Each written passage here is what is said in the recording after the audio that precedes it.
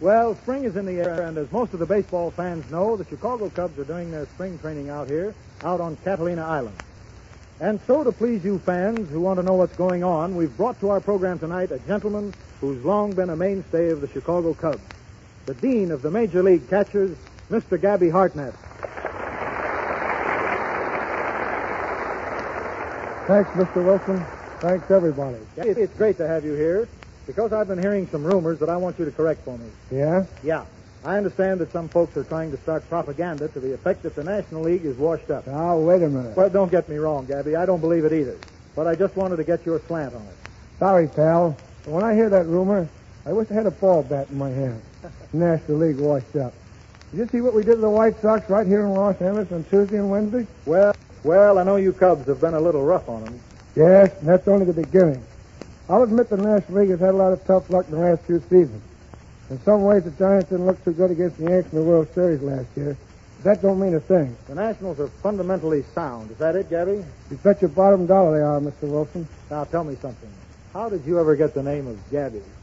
Well, Mr. Wilson, you won't believe this, but I get the name for just the opposite reason. When I left home as a kid, I came from Woonsocket, Rhode Island. No crack. My dad said to me, Charlie, the only advice I can give you, now that you're leaving home, is to keep your ears open and your mouth shut. So you did it? Sure. I was the quietest fellow you've ever seen. Finally, the newspaper men started kidding me about it and calling me Gabby, just because I didn't hardly talk. Well, the name stuck, and all of a sudden I started living up to it. I haven't stopped talking since.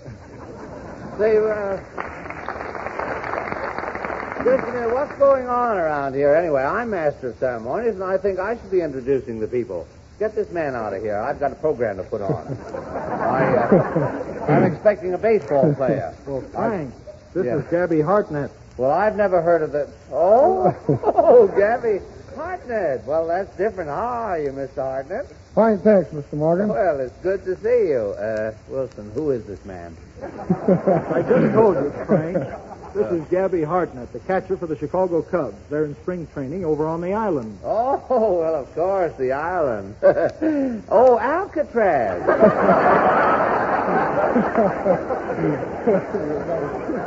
Do they have baseball there, too? How did you get away? It's Catalina Island, Mr. Morgan. Oh, well, I'm glad you're out anyway. Frank, are you interested in baseball? Interested? I love it. I used to pitch on a team at Vassar. At Vassar. Frank, Vassar is a girls' school. Yes, I found that out. But my real baseball career began when I joined the Baltimore Orioles. That was a great team, Mr. Morgan. Yes. What position did you play? Well, I was sort of a roving infield man. I had a terrific speed in those days, of course, and sometimes I used to pitch and catch at the same time. Now, wait a minute, Mr. Morgan. How could you pitch and catch at the same time? Well, I was very fast. I'd throw the ball and then run to the plate and catch it. You must have been fast, all right. Oh, I was, my boy. Only once did I have any trouble. I put a little too much zing on the ball and hit myself in the back of the head. I suppose you had a little trouble getting out to left field when somebody hit one. Oh, they never hit him, but hitting, now that was my real specialty. I was one of the greatest pinch hitters of my day. Now, look, Frank, if you were so good, why did you ever quit baseball? Well, that was a little incident, Meredith. Didn't mean a thing, but it finished me. It was the night before the big game. I was having trouble with my glasses. Your glasses? Yes, I had too many of them. I mean, I was being fitted with new glasses. They put drops in my eyes, so naturally the next day my vision was none too clear. Oh, you were seeing double, eh? Yeah, triple. Well, these were very powerful drops, sherry and Angostura bitters. So the manager was trying to save me for the crucial moment, and finally, in the ninth inning, it arrived. We were one run behind, the bases were loaded, and they sent me in to pinch hit. What a spot. Well, sir, the pitcher wound up and zing. I saw 3 balls whiz past me. I turned to the manager and I said, Joe, what can I do? I'm seeing 3 balls. What did he say? Well, he said, don't worry, Frank, just hit the one in the middle. So the next one I looked over carefully. I wanted to get a good line on the middle ball. Well, it was 2 strikes on me. The pitcher wound up and those 3 balls came at me again. Wham! I swung at the middle ball. Did you connect? Yes, but I hit it with the wrong bat. Well, so long, boys. I got to make a phone call. I'll be back in a minute. Don't go away. Well, Gabby, you certainly did well with our audience. Why not? I've got the whole Cub team sitting out in front. Well, anyway, it was nice of you to come up here and clown with us, and lots of luck to you and the Cubs all season. Thanks, Mr. Wilson.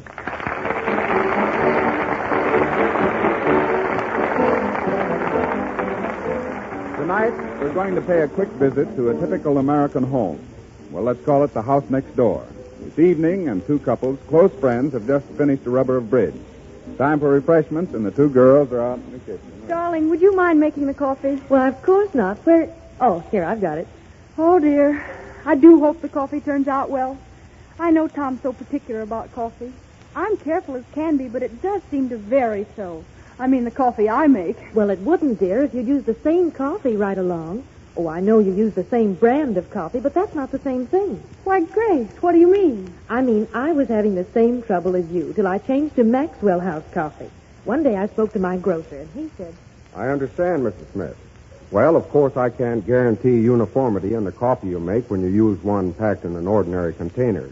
You see, ground coffee packed this way is constantly losing its strength and flavor, not only daily, but hourly. So naturally, it can't help but vary in freshness, pound by pound. Why don't you try Maxwell House? This can, they call it the super vacuum can, keeps the coffee roaster fresh, so it's always the same in strength and flavor, always uniform. Of course, that's true. That's why women who use Maxwell House will find they make a uniformly good cup of coffee. When they buy Maxwell House, they're assured of roaster fresh coffee. Coffee always full flavored. So let me suggest, if you've been having trouble making uniformly good coffee, try Maxwell House. You should find that it'll help you. And here's something else that'll interest you. Maxwell House coffee is now packed in both 1 and 2 pound super vacuum cans. Thrifty housewives everywhere who use lots of coffee are discovering the convenience and added economy in buying the 2 pound can. Well, that's that. And now I think I'll tell a little anecdote. Now, wait a minute here, Frank. I'm telling the anecdote. In fact, I've been laboring over some witticisms the last few days. You have? Sure, and believe me, I picked up some beauties over the weekend. Well, I didn't do bad either, but say, how do you square it with a wife? Oh, you mean jokes. Yes, I mean jokes. Now, step away from the microphone. I'm in charge. Now, listen, Meredith, you can't take that microphone away from me. I've waited too many weeks for this opportunity. What for, to be a master of ceremonies? No, it's just that I have a girl in Long Beach, and she has no telephone. A cute number, though, demure in a risque sort of a way. Well, what's your idea? Do you want to talk to her over the mic? Sure, I wanted to talk to her every week, but I didn't want to do it in front of Taylor. You know him, Meredith. I can't understand it. As long as Taylor's around, the girls never notice me. But the minute he leaves, they ignore me. What has he got that makes me so repulsive? Well, nevertheless, Frank, I don't think you ought to take up the time of the program with your personal messages. Wilson, have you no feeling for l'amour? Dorothy or toujours? Well, the band seems to like it. I'm going to talk to my girl. No. Have you no soul, you heel? Excuse me, Miss Morgan. Who are you? I'm with the broadcasting company, and I must inform you there's a federal law against personal communications on network programs. Well, now, let me get this straight, son. You mean I can't talk over the microphone to my girl, Miss Anemia Nozzle, who lives at 445 Hobart Circle, Long Beach? Mr. Morgan, you must not communicate with Miss Nozzle. I can't even make an appointment with her for this evening? No, sir. Do you mean to tell me it's against the law just for me to say, Anemia, I'll meet you at 4th and Main right after the program? That's what I mean to say. Well, all right, the law's the law. But I'll be there.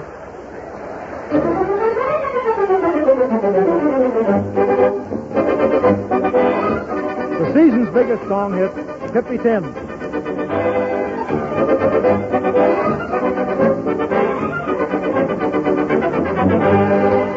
One night the moon was so mellow, Rosita met young Manuelo. She held her like this lovely miss, then stole a kiss, this fellow.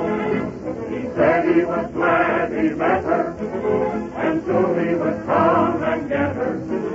But she said, no, I cannot go until I know you better.